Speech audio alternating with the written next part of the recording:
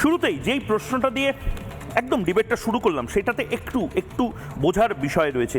দেবজিৎ সরকার, কেন এই এরকম একটা আশঙ্কাও আপনারা প্রকাশ করছেন যে জনবিন্যাস বদলে দেওয়ারও একটা ভয়ঙ্কর জায়গা তৈরি হতে পারে?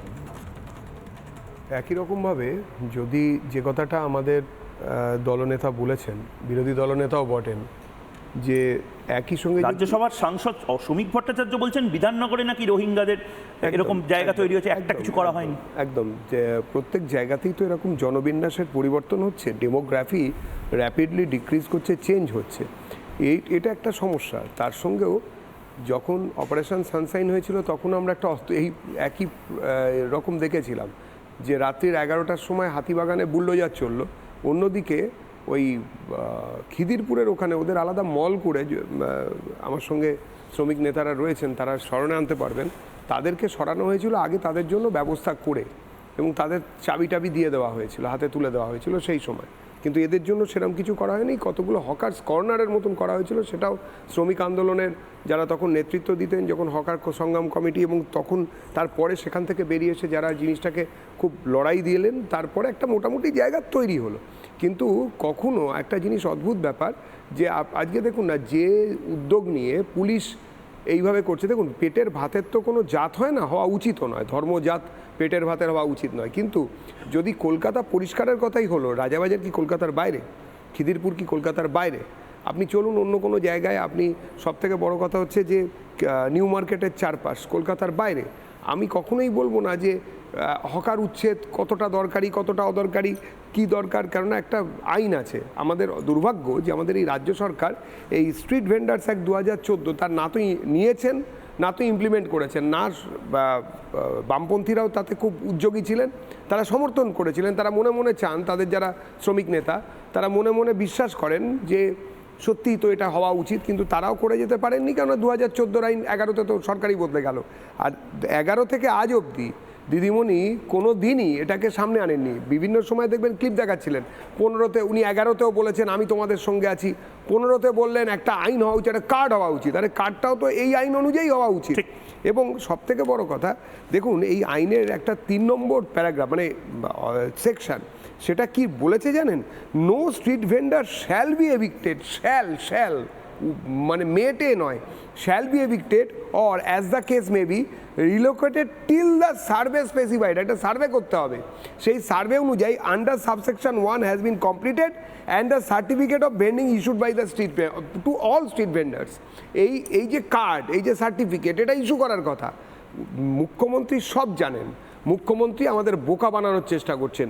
সামনে আসন্ন পুরভোট, রাস্তা পরিষ্কারের নামে কিছু লোককে সরিয়ে দেবে, উল্টো দিকে তাদের নেতারাই, তাদের কর্মীরাই, তৃণমূলের লোকেরাই আবার টাকা নিয়ে, আরও বেশি করে টাকা নিয়ে অন্য জায়গার লোক এনে, তাদের মধ্যে রোহিঙ্গাও থাকতে পারে, অন্যরাও থাকতে পারে, অন্যদের এনে বসিয়ে দেবে, এই লোকগুলো সরে যাবে। বেশ আমি আপনার কাছে আবার আসবো, শান্তি ঘোষ ওনার কাছেও আসবো। আমি একবার নীলাদ্রি ভট্টাচার্য আইনজীবী শাসক দলের হয়ে কথা বলেন, ওনার কাছে যেতে চাই। নীলাদ্রিদা, আপনি হয়তো শুনতে পারেননি, হয়তো সবে বসেছিলেন, মাইকটা আপনি হয়তো পড়ছিলেন, আপনি হয়তো আমার কথা শুনছিলেন বা হয়তো শুনছিলেন না।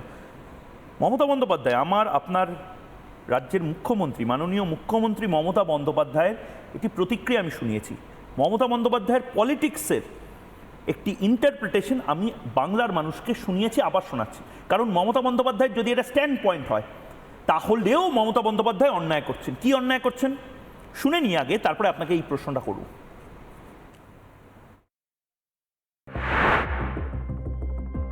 বাংলায় দেখবেন অনেক লোক ঘুরতে আসবে, পুজোর সময় ঘুরেও বেড়াবেন, আর দরকার হলে একটা ঝালমুড়ির কৌটোর মতো কৌটো করে নেবেন, একটু বাদাম দিয়ে দেবেন, একটু ছোলা দিয়ে দেবেন, দারুণ বিক্রি হবে। আপনারা কি জানেন কচুরি পানা দিয়ে এত সুন্দরভাবে সেটাকে শুকিয়ে ব্যাগ তৈরি করছে, বাজারে যাওয়ার ব্যাগ তৈরি করছে, খাবার থালা তৈরি করছে। আগে যে শালপাতার থালায় খাবার দিত, ওই থালাতে খাবার দিচ্ছে।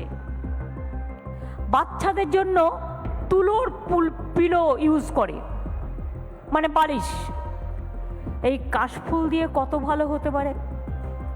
এই কাশফুলগুলো আর তুলো মিশিয়ে দিয়ে একসাথে, যদি কাশফুলের সংখ্যাটা বেশি হয়ে যায়, এ তো তুলোর থেকে অনেক হালকা। ভাববেন এক একটা জিনিস আছে গ্রামগঞ্জে অনেক জায়গায় এখনো পড়ে আছে, যা দিয়ে আপনার ব্যবসা হতে পারে। নীলাদ্রি ভট্টাচার্য, আমি যতটুকু শুনলাম এবং নোট করলাম, চপের দোকান বানাতে বলেছে বাংলার ছেলে মেয়েদের ব্যবসা করবার জন্য, ঘুগনি বিক্রি করতে বলেছেন মমতা বন্দ্যোপাধ্যায়, ঝালমুড়ি বিক্রি করতে বলেছেন মমতা বন্দ্যোপাধ্যায়, কচুরিপানার থালা নাকি বিক্রি করলে দারুণ সেল হবে, কাশফুলের বালিশ বলেছিলেন মমতা বন্দ্যোপাধ্যায়। এই সমস্ত কিছু আমি বলছি, এটা তো কোনো শপিং মলে আপনি কি জায়গা দেবেন শপিং মলে এই কাশফুলের বালিশ বিক্রি করার, বা নবান্নর ছাদে, বা তৃণমূল কংগ্রেসের পার্টি অফিসের ছাদে কি এই জিনিসগুলো বিক্রি করা হবে? কোথায় বিক্রি করা হবে? না আপনি আমাকে এইটা বলুন যে এই যুক্তিটা, আমি একটা কাশফুলের বালিশের দোকান দিতে চাই, আমাকে তো ফুটপাতেই দিতে হবে, কারণ ফুটপাত বাদে চারপাশে যেভাবে আপনারা শপিং মল তৈরি করেছেন, সেই শপিং মলে আমার এস্টাবলিশমেন্ট কস্ট যা হবে, কাশফুলের বালিশ টালিশ ছেড়ে দিন, আমি এমনি বালিশের দোকান উঠিয়ে দিতে হবে। আপনি কোথায় হবে? তা এই ছেলেটা, যে ছেলেটা চপের দোকান তৈরি করেছিল, তাকে তো আজকে বুলডোজার দিয়ে আপনারা বের করে দিলেন। ঝালমুড়ির দোকান যে দিয়েছিল, ঘুগনির দোকান যে দিয়েছিল মমতা বন্দ্যোপাধ্যায়ের কথায়, সেই ঝালমুড়ির দোকান দিয়েছে, চপের দোকান দিয়েছে, চপ শিল্প বানিয়েছে, তাদেরকে কোথায় আপনারা ফেলে দিলেন এখন? কয়েকটা ভোটের জন্য, ভোট ব্যাংকের জন্য। জবাবটা দেই, প্লিজ দিন।